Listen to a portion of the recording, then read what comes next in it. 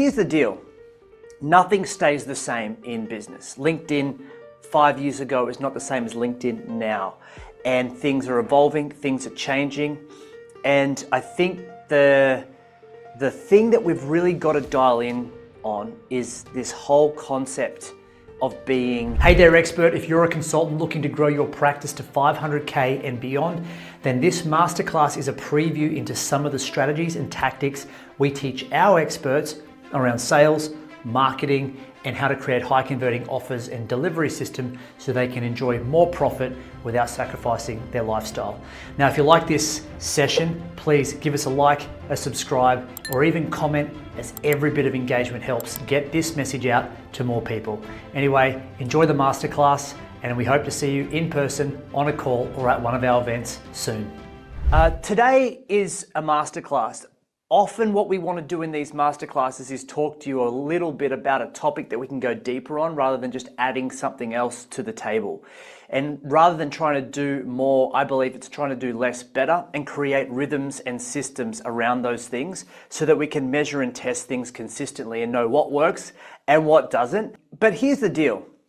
Nothing stays the same in business. LinkedIn 5 years ago is not the same as LinkedIn now.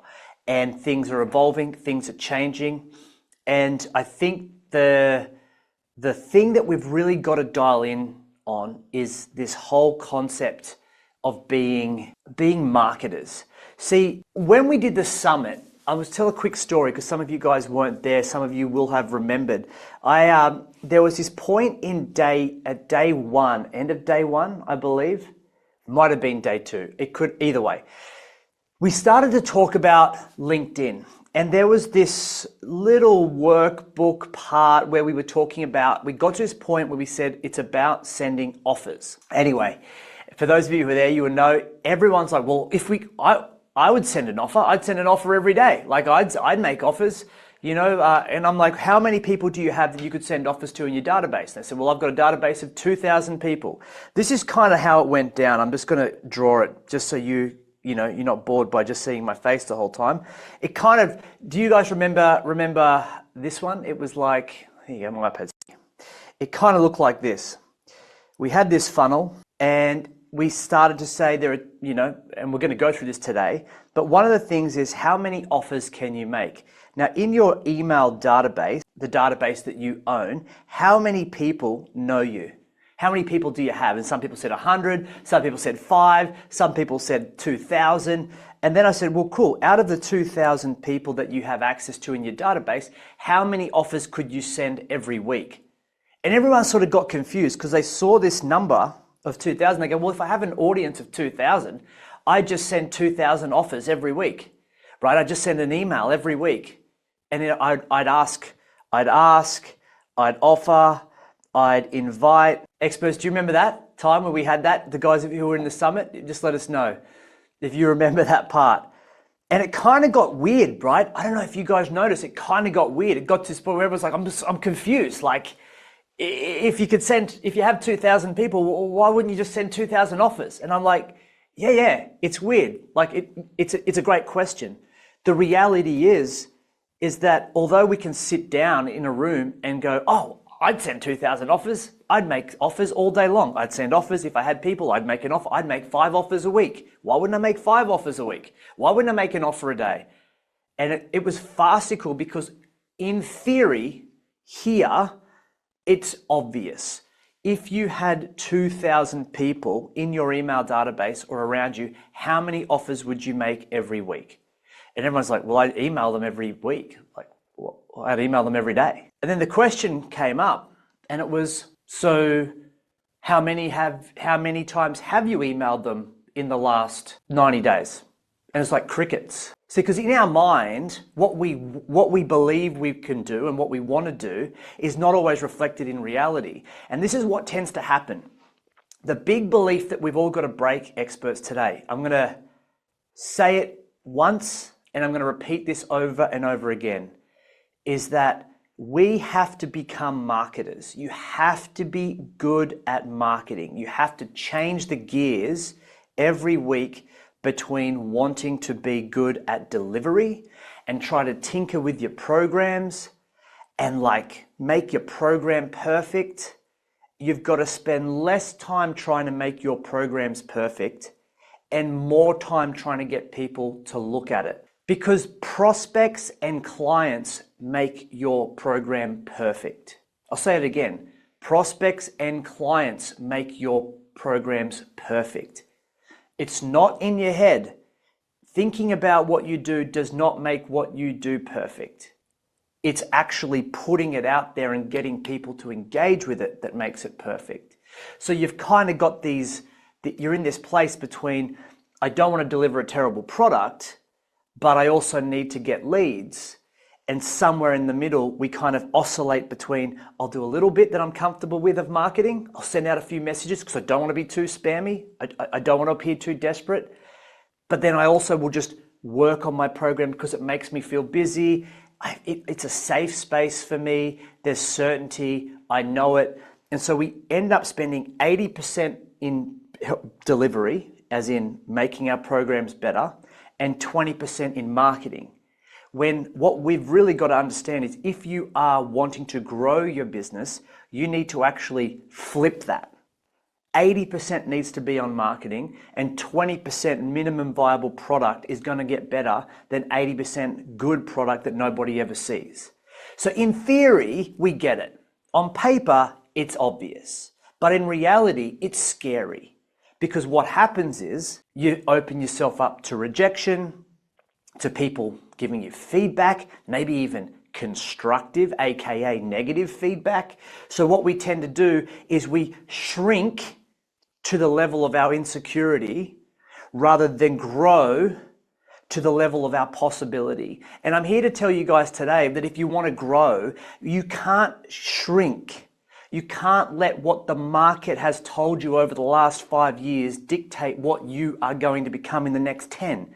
Because the bell curve of life is that if you want to be in, that's a terrible bell curve. If you want to be in the bell curve of life, this is average. This is what everybody does. And every time you think of yourself like, well, I can't do that because my market doesn't do that. Well, I shouldn't do that because no, people won't like that. They won't want to receive the emails. They won't want to get the messages. They don't want to be harassed. They don't want to be sold. They don't want to seem spammy. We put all of these things in front of ourselves because it keeps us average. And really, if you think about it, if you're average, you're not disruptive. If you're average, everybody accepts you. If you're average, you're unnoticed. It's safe. It's secure. You're not ruffling feathers. You're not getting people saying no to you, but you're not getting people who say yes to you. You're just creating this safe space of average, and we sit there. If you want to move the dial, you have to do something different to get something different. And now I said this at the summit, I'm going to say it again. There are 3 reasons why you're not growing your business at the moment. And some of it, we can't see it because we're in the jar. I can't see it. I have to get someone to slap me around every now and then, weekly. Here's the thing. 1, belief. What you believe is what you believe. It's not right or wrong. It's just what you believe. If you believe that sending a message to someone is spammy, well, you probably won't do it. If you believe that marketing makes you feel desperate, well, you probably don't like marketing.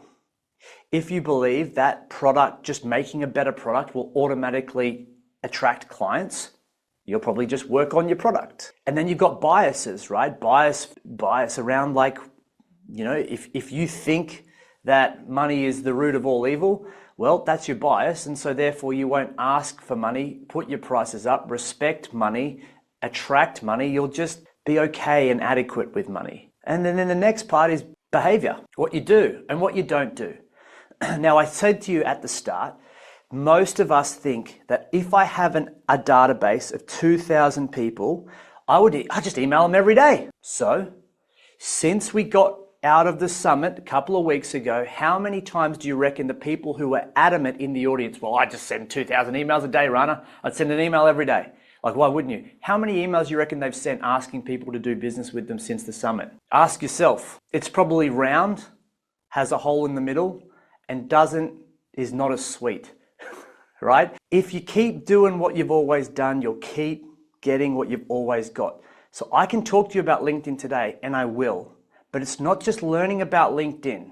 It's not just seeing LinkedIn as like, oh yeah, LinkedIn, I've got LinkedIn, tick, I'm doing it, tick. There is a difference between completing a task and achieving a task. There is a difference between completing a task and achieving a task. I've completed my profile on LinkedIn, fantastic. How many people have you messaged? 13 people, fantastic. How many people have turned into a lead? Well, it's different in my industry. So if I say to you, are you sending out emails? Yes, tick, complete. Are those emails achieving you 2 or 3 bookings a week? No. Well, then the email that you're sending is not landing. So although you think you've done it, you haven't done it. You haven't completed it. There's a difference, right? We have to work on these principles first, guys. If I ask you, did you make an offer? And you say, Rana, I sent out 200 emails. Done. I'm done. Done. Like done forever. Done. Finished. Done it. Move on. Next. Okay, great. Fantastic. Have those 200 emails landed you 1 booking? 1. Just 1. Well, no. Okay. So let's get clear. You've sent it out. You've completed the task. Yes. If the objective is to get a booking, have you achieved the objective? No. Okay. So we need to do the task better. That's called behavior. Behavior needs to change so we achieve a different outcome. So tick. Love it. Anya, you go, cool, campaign's running. Love that. And then what we want to do is the objective, are we achieving the objective? This is how we have to look at the world of business. It's not just through the tasks that we complete, it's also at the objectives that we achieve. And the objectives that we achieve come down to the behaviors, the beliefs, the biases, and behaviors. I've seen a lot of people complete courses and not get outcomes because they think that completing a module equals I've got the result. It's not. All that does is qualify you to take the action now with awareness. You've still got to do it, right? So, someone said to me once, I heard this thing, they say a course is like a to-do list, but what it does, it just qualifies you to believe different so you can get different. That's all it is. So the course is like a to-do list, and the beliefs are the thing that you need to instill constantly to upgrade your outcomes. Really, really awesome theory and thought. And so you might say, well, Rana, this is about LinkedIn today. And I say, absolutely, it's about LinkedIn. But LinkedIn is not a strategy. LinkedIn is a platform. And if we don't apply the whole frame of being a marketer to the platform of LinkedIn, you'll end up doing what everyone else does and send out a few messages and then go, I'm waiting. I'm just waiting for my inbox to fill up. There's a system, and I want to show you the system today. I'm very sort of fortunate that I can play around and test things so I can show these to you guys, show things to you guys. What's important here is that I'm going to give you a couple of, let me give you some, I can show you guys, right? So LinkedIn's changed a lot. Over the past years, we've thought that LinkedIn's going to come down to a couple of things. So let's just dive into it. Everybody, there's a workbook that I just wanted to give you. It's from the summit. You guys would have had it. It looks a little something like this. And the first page probably looks a little something like this. I just want you to turn to this page. We're going to go through this together, and we're going to just go through the new way of how LinkedIn's working for us and how we're going to be changing this and tweaking this over the coming months, because it's going to be super helpful, I think, for all of you. So when you've got the workbook, can you just say got it so I know you've got it? And rocking and rolling. Got it. Perfect. Got it. Okay, so let's dive in. So a couple of things you already know. First thing is we need to connect, right? Yes, we need to connect with our perfect future customers. Tell me something I don't know, right? Tell me something I don't know. Now, why this is important, you'll see why, because this is the beginning of everything, every possibility and opportunity that you want, okay? Who sees you and who you're connected to will determine the kind of connection that you have and therefore the collaboration or the conversation that's possible in the future. So we want to make sure that the people who see you are the people who you want to see you, as in people who would buy from you. So the person that you connect with, I want you to ask yourself the question, is this person somebody who would buy from me? Or are they just a peer, somebody who would just like give me a high five and say, hey, well done. Connect with prospects, not peers, as the first rule. The second rule is to engage, right? Send a couple of offers. Oh, I'm so nervous. What if somebody doesn't like me? Yeah. What if someone does? Another great story is, I don't want to be spammy. Well, so don't be spammy. Don't send promotional messages. Send personal ones. Try to be personal. Take your time with it then. Don't let poor excuses limit rich outcomes. Don't let poor excuses limit rich outcomes, right? So engagement comes down to you, and this is activity. And we're going to show you a couple of things today that's really helping. So your activity is also about a rhythm, right? And a rhythm is how often, frequency and consistency. Everything's a bit of an algorithm, guys. If you send a message once a month, here's what I know to be true. If I send an email once a month, I get measurably less opportunities for the next month than if I sent an email every week. If I send an email every week, I get measurably more income than if I send messages once a month. If I send 2 emails a week, I get measurably more opportunity than if I send 1 email a week. If I send 3 emails a week, I get measurably more outcomes than if I send 1 email a week. If I send 4 emails a week, now let's be clear, if I send 4 emails a week, 4 emails, done. The task is done. What's the objective? If I send 4 emails a week and this objective is not going up, then the activity is not achieving the outcome. So I have to go back and find out why. Is it the emails I'm sending? Is it how I'm sending them? Is it what I'm sending in them? Is it too promotional? Is it not personal? Am I asking for too much? Am I not giving enough?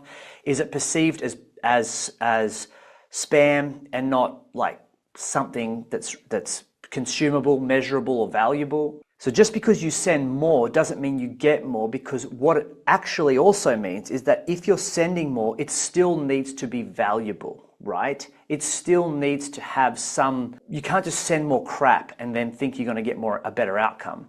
You still need to keep the quality consistent as well as the frequency consistent, right? You can't just send more and the quality goes down and think you're going to get more. So you have to have a format and a formula for said thing, right?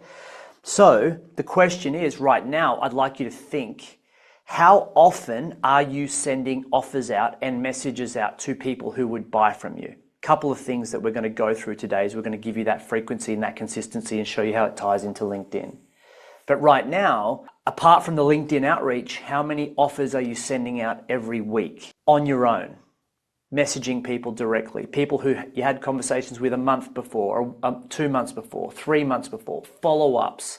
There's so much we can do, so we need to. The next part is convert. Obviously, conversion is really important. What I find is that if we invite people to things, it increases our opportunity. So if I invite you to an event, if I invite you to want to jump on a quick call to map out a plan, the more I invite people, the more opportunity I tend to get as well. So sending activity can be things like posting content, sending a message, sending an email, sending a LinkedIn newsletter, sending an event invitation.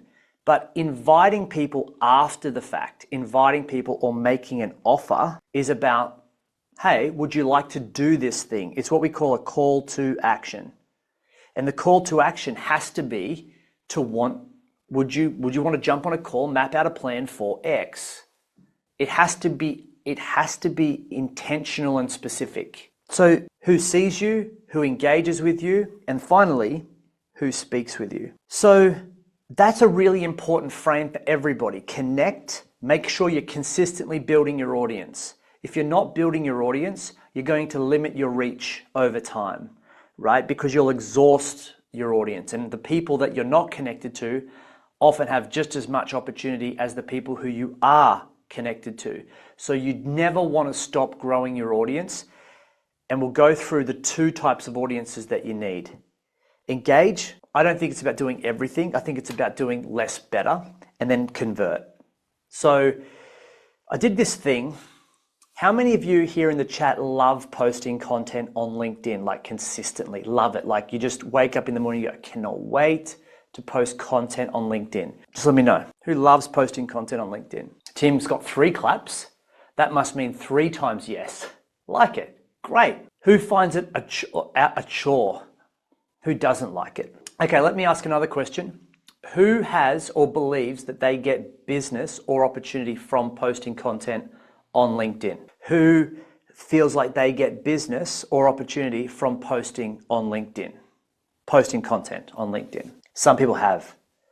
Yes, great, brilliant. So I did this thing, I was a bit cheeky, right? Because I was like, I wanted to make a point.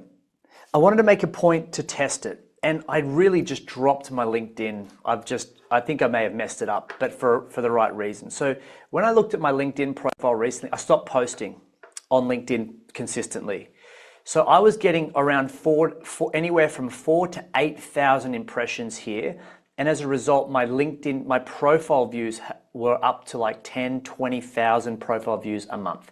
Was really going up and up and up. I stopped posting. I did what the majority of people do. I was like, I'm not going to post. I'm just going to try something, right? So I stopped posting. Everything has gone down to terrible. But what I didn't do is stop doing LinkedIn events. And even though I stopped posting, we have a little click thing here that tells us all of the leads that come through every day. And most of these are all coming from LinkedIn. And as you can see, this was yesterday. We had 1, 2, 3, 4, 5. No, that's our team testing. 5, 6, 7, 8, 9, 10, 11. No, 10. That's our team. So 10 yesterday, and then on Sunday, 1, 2, 3, 4. Fran got real busy. She's signed in 5 times. So really 4.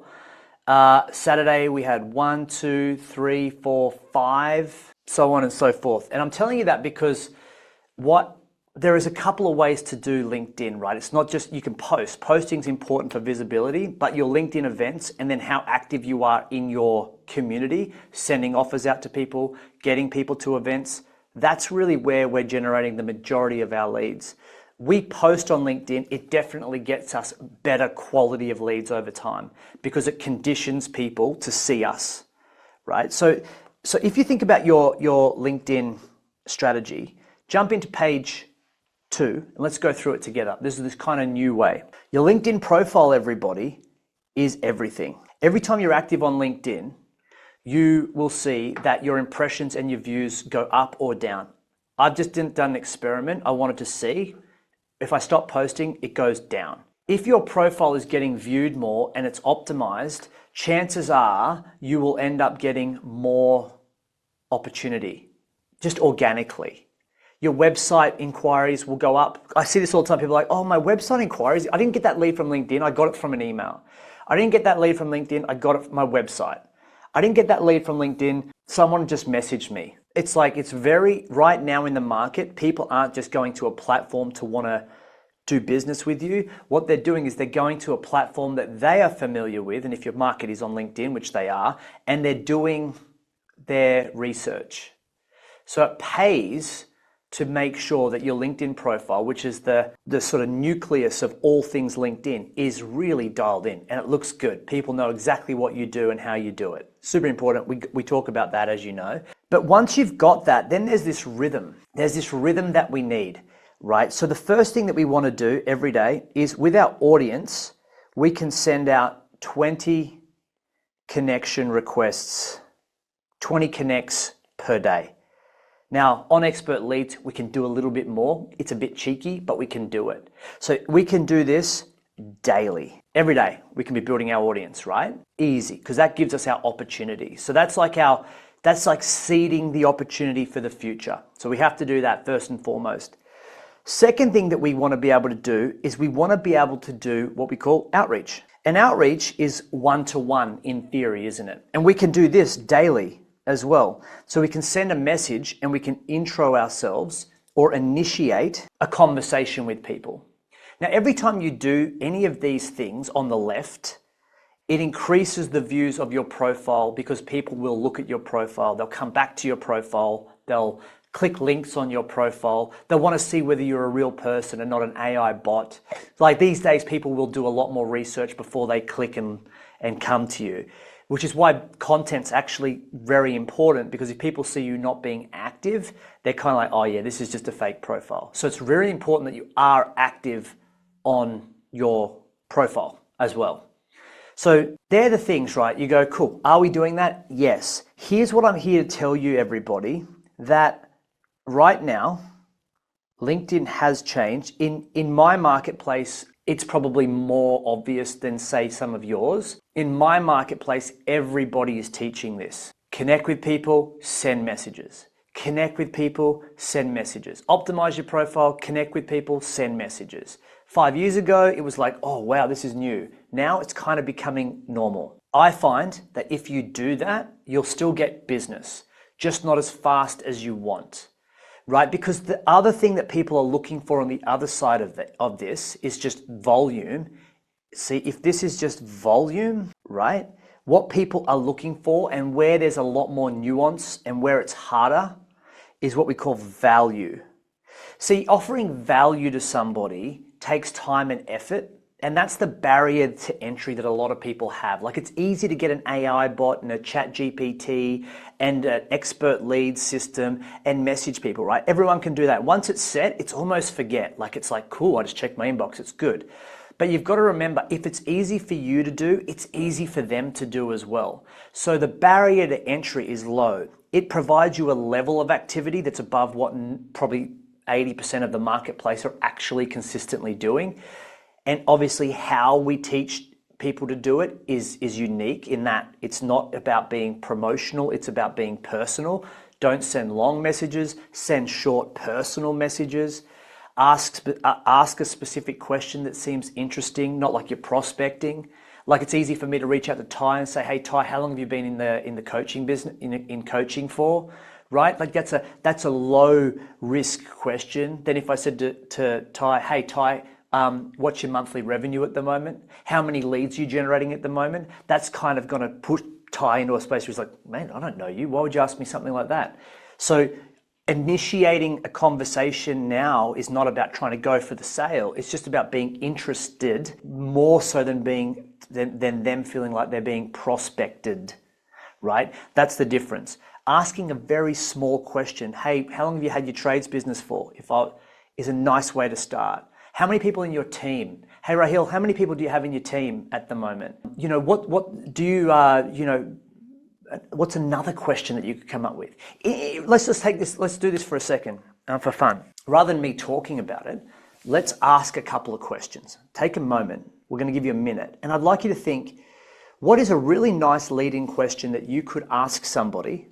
This is just an exercise that gets them to kind of respond to you without it sounding like you're trying to sell them something. So if you had your perfect future customer on the other side of you, what's a very innocent, low risk question that you could ask that would have them feel like they want to respond? And it can't be, here's the only thing, guys, listen, it can't be a yes or no response question. It can't be a yes or no response. They have to give you some information. That's the caveat. So I'm going to put a minute on the clock. I want you to think of what's a good question that you could ask. Ready? And go. Cool. So a couple here. Tim had a suggestion, read one of their posts and send them a message about it. Yeah, you can start a convo from there. Absolutely, mate. If there's something that you read about them and they're like, hey, I like your post about, you can then ask them a question about it. How long have you been studying that for? How long have you been training that for? Try to get a question out of it, right? Questions create conversations, statements stall them. Questions create conversations, statements stall them. So what do you want to do? You want to create conversations. So questions are going to help you with that. Statements will stall it. Less statements, more questions. Derek said, hey, Ron, I'm all about introducing people to referral partners. Who is a good referral partner for you? And I will see if I can see who I can connect you with. Great. That's great. Yeah. Derek, nice way to say it. The only thing is it may require them to think too much, because then they have to go, who's a good referral partner? And it might just take a long time, whereas you want them to come up with the answer fast, right? So you might say, maybe it's what type of person's a good referral partner for you is a nicer way to say it, right? Rather than a who, it's maybe like an industry thing. What kind of person, what person, who makes a good referral partner for you? And I'll see if I can connect you. Might be just a nuanced way, Derek. Really good though, mate. Love that. Thomas said, all of my message stack is primed for easy, no answer. The logic has been to lower the barrier to response. Great. I take it that those of you who aren't responding either aren't sure, aren't confident, or maybe not clear. So what I'd like you to do is, rather than just sit back and not do it, put a version 1 that's average in the chat. No judgment here, right?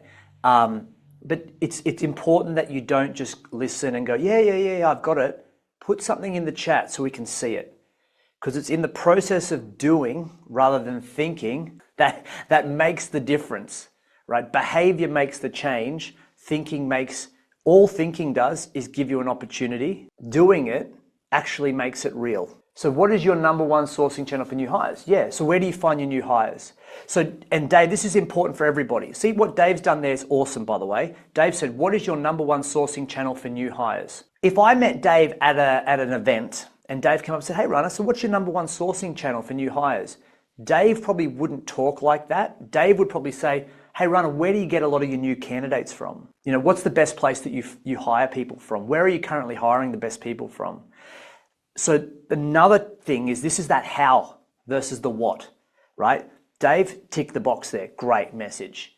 And then what we do is we change the how to dial it in, right? Which is why why we do what we do. So talk like you would talk, write like you would talk. Don't try to make it sound, but again, Dave might go, no, Ryan, they all talk like that. Bang, perfect. Yeah, Ty, how long have you been in current position? Yeah, great. Oh, 5 years, fantastic. Everything going well for you? What's your goal? See, it can flow on. This is important. This is the difference between having a LinkedIn machine that just gets you a bunch of connections and no conversations, or something that starts conversations. The best conversations don't start with, yes, I'd like to book a call. They start with 3 to 5 years, Ty, why do you ask? Hey, John, how long have you been running ABC? It's easy for you guys to respond to. The next question, if they engage, is, are you happy with how ABC is going? Great. By the way, we have a training called the Tic Tac method. We're dialing this in a little bit more. It's in the IFS, but you should realize that Tic Tac method, although it takes a little bit more work, will get you a higher quality lead over time. Just because someone doesn't respond to you immediately doesn't mean they're not interested. It just means they're busy. So let's go to the next part. Where I see a lot of people now lose out is they do all this work on the left and they don't give value on the right. So the easiest way to look at how to increase the value that you're giving people is to start building a one-to-many relationship with your audience, but pretend you're speaking to one person, right? Send an email. So if you don't have an email database that you own, then you've got a LinkedIn newsletter. Now, a LinkedIn newsletter is really important because it can turn your connections into subscribers. And all that matters is, over time, if I jump back into mine, is that you can go back, you can have a look, and what happens here with your newsletter is that you can, again, it's not just sending out waffle and crap.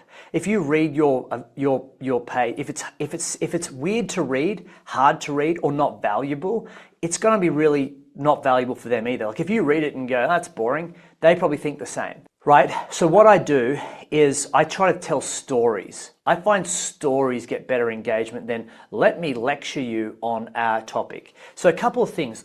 Stories are great. You've got stories, right? If you want people to read your stuff, tell stories. Give examples. Hey, I met this guy, he was here, we did this, and we got him there. Or tell a personal story. right? I have people tell me all the time, I love reading your emails. I'm like, yeah, because they're story driven. I make myself you are the number one character in your story. Tell your damn story. Tell them the highs, tell them the lows, right? Like this is what I did. I was like, hey, I had to put down a deposit for the event. I was so scared. I haven't done an event for a while. What if no one shows up? And I'm speaking in the words that most of my clients will probably go, yep, that's me. I read it, they read it. Notice it's short. It's no more than 300 to 400 words, everybody. How many in the chat? How many? Who picked that up? Boom, 300 to 400 words. There is a really good guide for you. 300 to 400 words is the sweet spot. More than that, it's like reading a dictionary. Less than that, it's kind of like reading a napkin. You know, it's a sweet spot. And I've sent thousands of emails. So notice at the bottom of my emails, I always have a call to action. I always ask them to do something. Ask your audience, condition your audience to do something. It doesn't need to be buying something. It could be like, if you're interested, reply interested and I'll send you the template. If you'd like to learn more, click here and watch my YouTube video. If you'd like more information on that, click here and I'll send you my free course. Hey, if you're enjoying what you're hearing so far, please like, subscribe, and comment.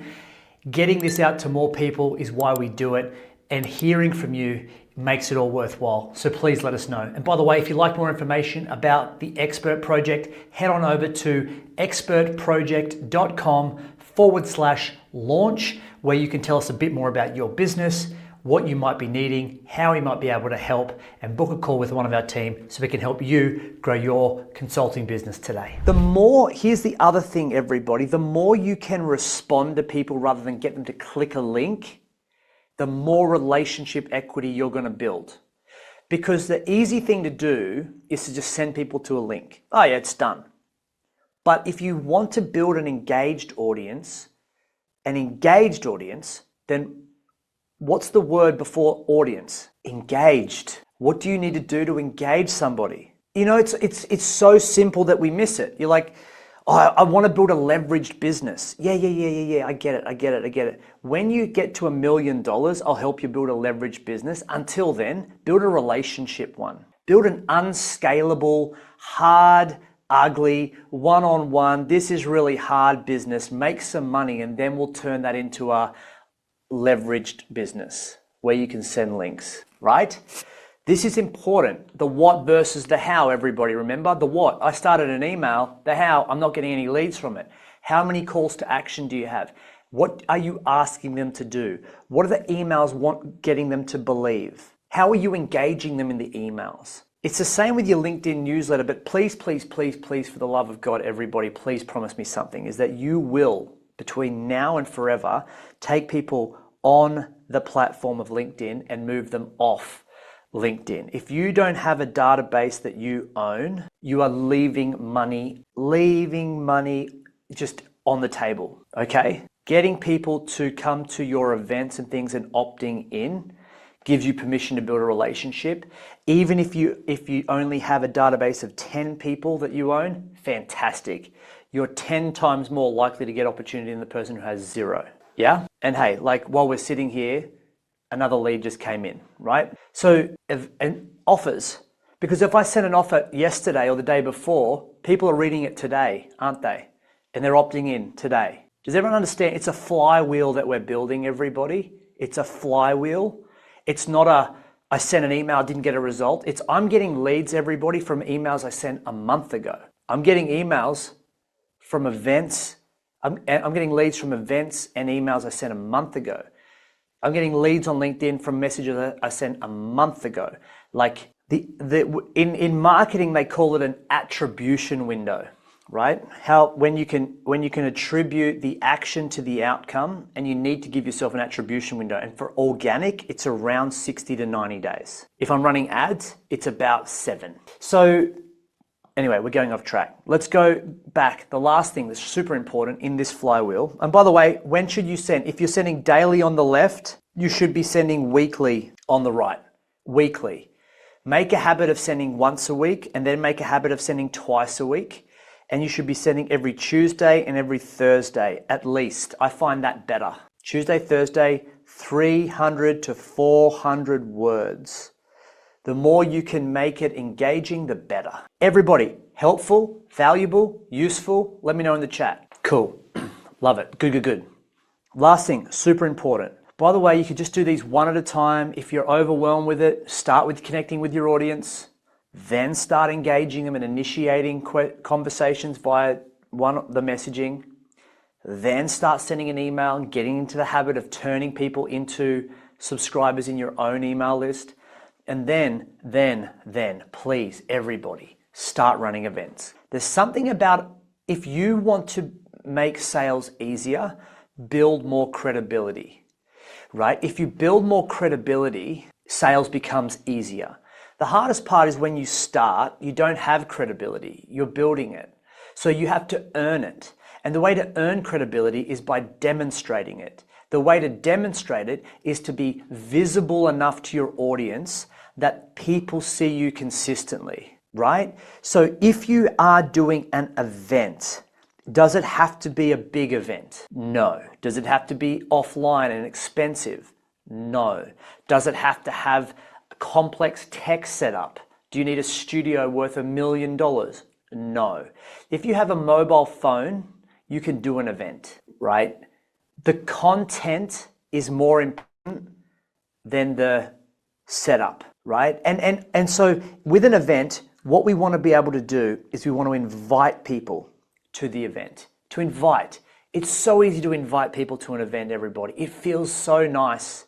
It feels easier than selling, and it helps you build credibility big time. The first event I did, even as 3 years ago, I did an event on how to optimize your LinkedIn profile.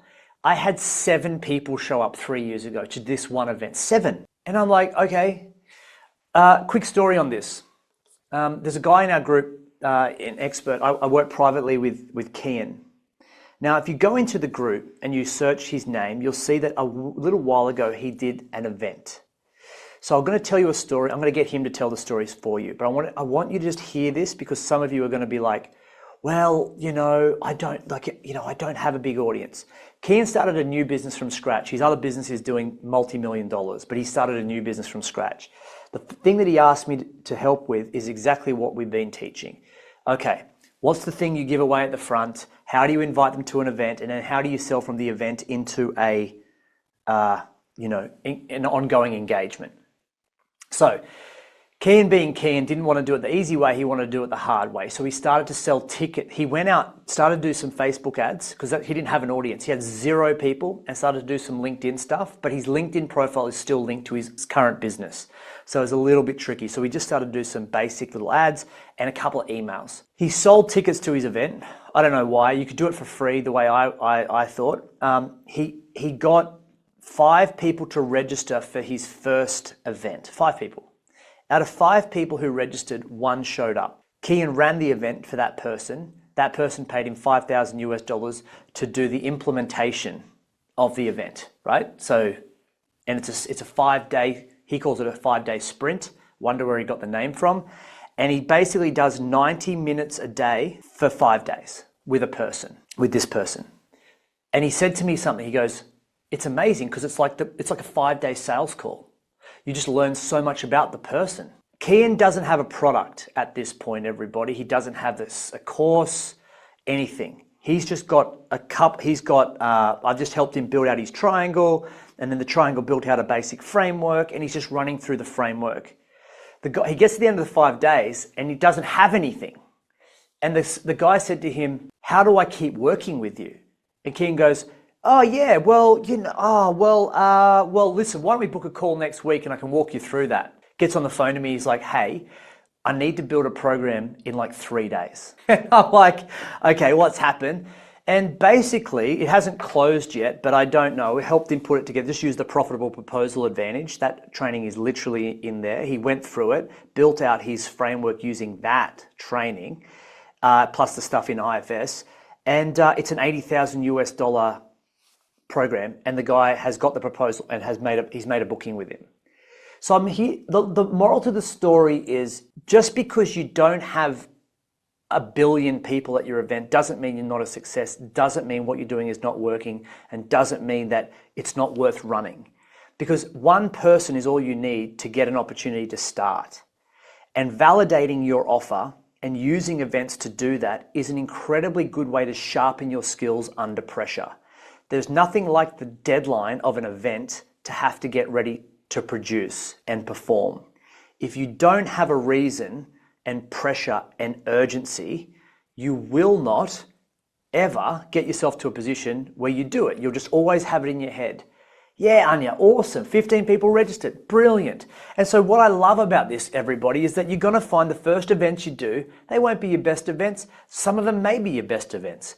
I'm still learning as I do events. But what I want to share with you is that running a LinkedIn event is the lowest yield, cheapest, easiest, fastest way for you to get your face and name out there and create content. And how often should you run an event? You should run an event every month. So here's the deal. I'm going to say, 1, daily, build your audience. Daily, send out messages, introduce yourself, start conversations. Weekly, once and then twice, start sending a LinkedIn newsletter and start trying to build your database, getting people to opt in into your something else that gets them into your database so you're building it, right? And then once a month, run an event. Use LinkedIn and your database to promote the event. If you keep doing this month on month on month on month on month, you will be lucky enough to stumble and become an overnight success. It's just going to be luck. It's got nothing to do with effort. It's just pure luck. Like, this is all luck. This model here is just luck, by the way. It's just lucky. The people who do well in business is just because they're lucky. It's just luck. So this whole thing's predicated on luck. And for those of you who don't pick up on sarcasm, that's the truth. If I have to start a business again, I do this. I still do this. So what I'd like to do is then walk you through. So a couple of things. For LinkedIn, we're almost at the hour. Remember, just because you've done something doesn't mean you're getting the outcome. So the version 1 of something is going to get you started, but it's usually the version 2 or 3 or 4 is what gets you successful. Because you learn. The learning is in the doing, not in the thinking. And so having something that you can run gives you something that you can become better at and you can measure. And most people, they build businesses what I call horizontally. They just add more shit. They go, okay, I'm going to do LinkedIn, I'm going to do Facebook, I'm going to do TikTok, I'm going to do Instagram, I'm going to do email, and they build a horizontal business. So it's as deep as a teaspoon, and that sort of reflects the profit margin as well. If you just choose 2 or 3 things that you know you're confident at and you enjoy, like you like to present, you're okay with writing, you don't mind LinkedIn or the social network of it, and you just get better at them and you build a deep business, you'll actually do less better. You'll have a business that doesn't take as much to run. It's cheaper, easier, more affordable, more fun, and that's the way to grow your business. So just don't add more stuff. Explore, expand, but then be willing to take what works, keep doing it, and then cut stuff back. Prune your business back. It's the pruning equals the profit. The growing is just where all the profit and energy and time just gets blown out. Okay, because it's easy to think more is better, and that's definitely not the case. So in our business here, like I look at LinkedIn, we're going to do a training on this for you all, so don't worry about the details of it. But one of the things that we've now seen that LinkedIn has done is that if I come in and I run a LinkedIn event, Vaughan and I, we've been playing with it, the team, our expert leads team for our Accelerate clients have been pushing this through, and we've noticed a big change. So rather than creating an event in my personal name, I can create an event in my company name, right? And if I create an event in my company name, what it does is it allows you to, online, event name, also, it allows you to download your database, the database of people who come to it. Vaughan, do you want to speak to this as well at all? Do you want to say, unless he's got to go? No, he's there. Yeah, man, I got this one here. Yeah, so previously the company page, hang on, let me put my face on here as well. Previously the company page was moderately useless, didn't have the reach that we've had previously, but now we put all our events on one company page. All 3 of our core profiles that we run invite people to that one event. So we've got one sort of funnel they're coming into. And yeah, because they are required when they register on a personal page, all they're doing is clicking like or interested. And you've got the hard work of manually moving them across. Now with the company page and people being more used to autofilling, when they click accept on a company page event, it brings up their details for them, auto-fills it all for them, and all they have to do then is click register. So they take an extra step, but in doing so, you've got all of their details.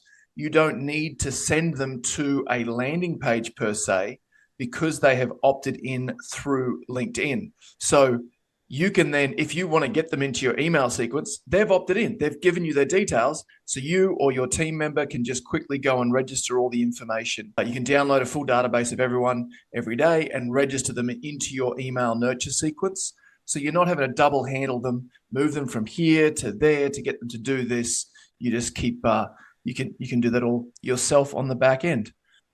Yeah, and you can click this button here, download registration info, and basically it just produces a CSV file, and then you've got a sheet of all of these leads, right? Yeah, and that's pretty cool, like, because I look at that there and I'm like, I know you guys can't see this yet, but let me see if I can. So yeah, you know, all these emails from our event. Right, so it's becoming easy. They're making it a bit easier now for us and people who are being more proactive on LinkedIn to do it. Now, that's not to say that they won't change this down the track, but for now, this is what we're able to do. So it's important. What is the personal profile to? Yeah, cool. Thanks for that. Cool. So here's the deal. Let's just land this plane and get your thoughts. At the start, we talked about how to connect, right? How to connect and what the importance is of connecting. There's two reasons why, because we want to build an audience and an asset base. An asset base is a database that you own. An audience is people who are connected to you or who are contacts. And there are two kinds of audiences that you would have, everybody. The first is your A audience. It's your known network. It's people who know you. They're like contacts. They're people that you could go into your phone, your email right now and message an email and say, hey, you know, I've got this event coming up. Hey, I was wondering if it might be worth having a chat about. Like, they're people that kind of have some relationship to you. They're like warm to lukewarm. Some of them maybe even hot. The others are what we need to then build a needed network. And our needed network are connections. Connections that haven't opted in, but they're on LinkedIn, they're perfect future customers, and they're people that would be interested in us in some way, shape, or form down the track. They are our perfect future customers, and we want to move them over to our known networks as quickly as possible. And so the way we do that is through, you know, this little flywheel system here, right? Then if we know how many A's we have and we know how many B's we have, that gives us an idea of the opportunity that we have today. Today opportunity. And that's important that we know, because that's kind of going to give us an indication of the opportunity pipeline that's possible for our business. And then the next part of it is to engage, right? As we said, engagement is really important because it helps us generate interest and understand intent. Intent is important. So A is someone who has already connected in LinkedIn. No, A is someone who's in your database.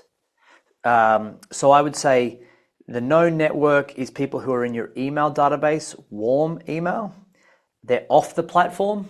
Let's call it off. And your needed network are on a platform. Yeah. Remember, the difference here is not just taking cold connections and moving them to email. They would still be connections. These are people who have voluntarily opted in to want to learn more from you. They've come to an event. They've registered for one of you. They've downloaded something that you've got. There's a permission to it, right? That's important. The bigger that database is, the more opportunity you're going to get. Engage in intent is important because we've got two types, right? We've got our one-on-one outreach, which is direct. Hey, I want to speak to you about, you know, how many people do you have in your team, etc., etc. And then we've got our one-to-many approach, which is our indirect, right? Which is our invitations. And so what I like to think of is if you look at the number of people that you have currently in your network, right? Current people in your network, like your all in. So if I look at all of these people here and I think about all of the opportunity that I have, how many people would be in your network, and then how many offers could you send every week, right? This is the question that got everyone, well, if I have 10,000 people in my network, I just send 10,000 offers. It's like, great, well then do it. That's great, do it.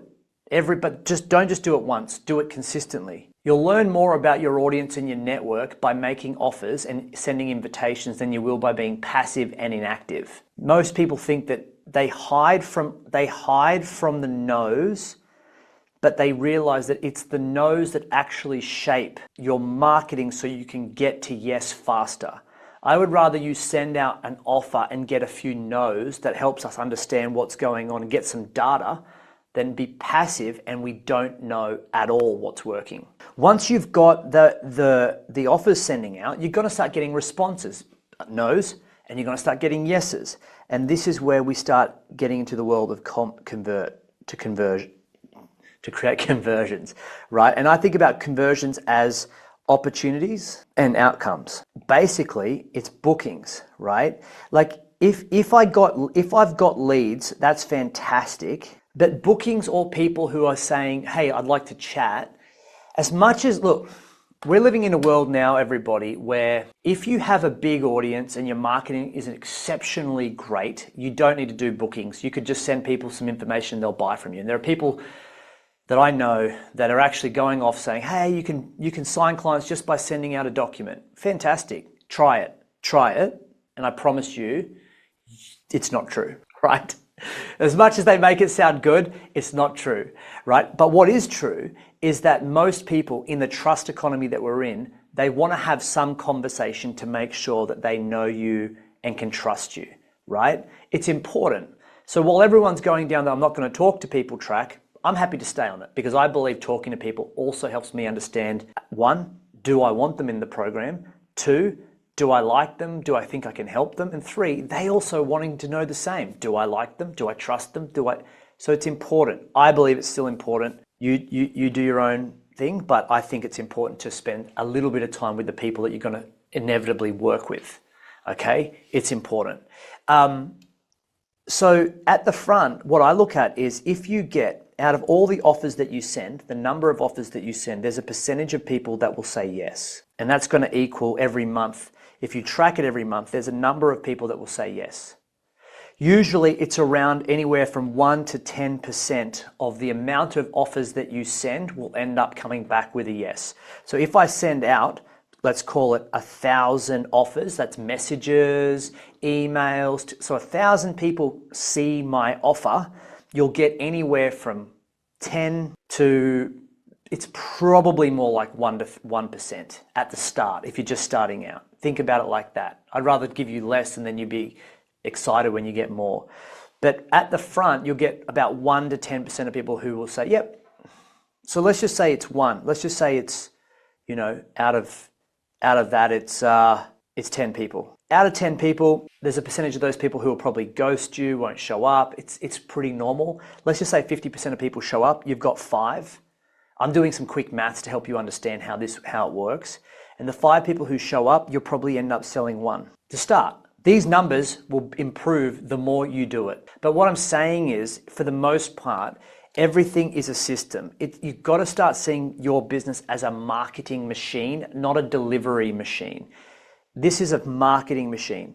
The people at the top, the network you've got, are the opportunity for tomorrow. So how big's your network? How many offers can you send this week or this month?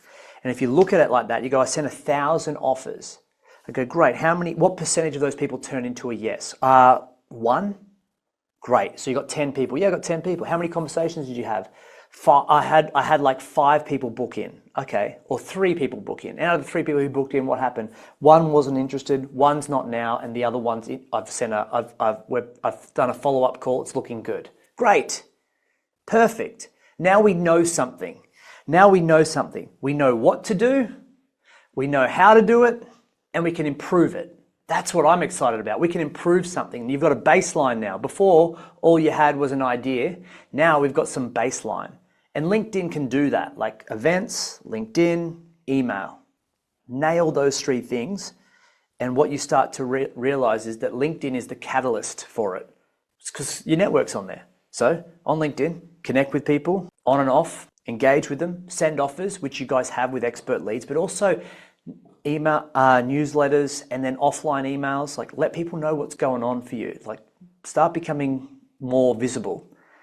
And then when you make offers, there'll be a percentage of people who will say, yep. And there'll be a percentage of people who say no. And a percentage of people who are offended by the fact that you dare take action and send them a message, because they're so important that should you send them a message, their whole world will melt down, and gosh, you are like a horrible human being. And then there's part of you that will learn not to care. So they're actually great teachers for you as well in how to become resilient. There's a lot of books on how to become resilient. They're great. There's nothing like actually having to be resilient that teaches you how to do it. And so over the next period, what I'd like you to do is we're going to build this flywheel out with you all. At the end of July, we'll be announcing it soon. I'm going to be doing a 10-day sprint with all of you. It's totally your call. You don't need to be part of it. But I would suggest that you should all opt in no matter where you're at in your business, because what we're going to do is run this process here. 10 days, every day. You're going to do something. We've got 2 workshops, week 1, week 2, and we're going to create an offer, promote an offer, and sell an offer. The goal is to get paid in 10 days. Like intentful activity daily. Some of it will be like recorded and sent to you, and then we're going to do 2 live workshops, and then in between we've obviously got live feedback chat. But that's what we're going to be doing in July. 10 days to start to push an idea into action, into an outcome. So we're going to force it through. Okay, so no matter what you've got going on, we're going to force this through in July to make sure that those of you who are kind of like sitting in this world of like, I'm doing some stuff and you know, it's some of it's working, I'm not sure, we're going to like, Vaughn and I, we're going to put a container around it and pressure test it for 10 days. So get ready for that. But has that been helpful for you guys today? Have you taken something away from the masterclass of LinkedIn? And in the meantime, as always, jump onto the sessions with Vaughn. We've got some changes happening with our Solve It sessions. We're going to be doing more office hours, Q&A. We've got a few announcements popping up. But everybody, take action. Remember, opportunity is only as good as the action you take to get it. Everyone's got opportunity. The difference is the person who is more active wins. So stay tuned for a couple of announcements and we'll get everyone enrolled in the 10-day sprint coming up very soon. Hey guys, great to see you all. Thanks for joining us for the masterclass. And you need anything, shout out in the arena and we'll look after you. Take care guys. Bye for now. See ya. If you've liked today's masterclass, please do me a favor, like, subscribe, and comment so we can hear from you and get this out to more consultants just like you who are looking to grow their practices to 500K and beyond. Helping consultants find their true worth and commercialize it in the marketplace is why we exist. If you'd like to learn how you can grow your consulting business, head on over to expertproject.com. Learn a bit more about what we do, download some more of our free resources, or follow us on social media. We'd love to hear from you. And if you want a direct access link into one of our teams so we can learn a bit more about your business, what you're wanting to create, and how we might be able to help, head on over to expertproject.com/launch. Give us a bit of detail about you, your business, and we look forward to having a chat with you and helping you grow your consulting business. In the meantime, take care and bye for now.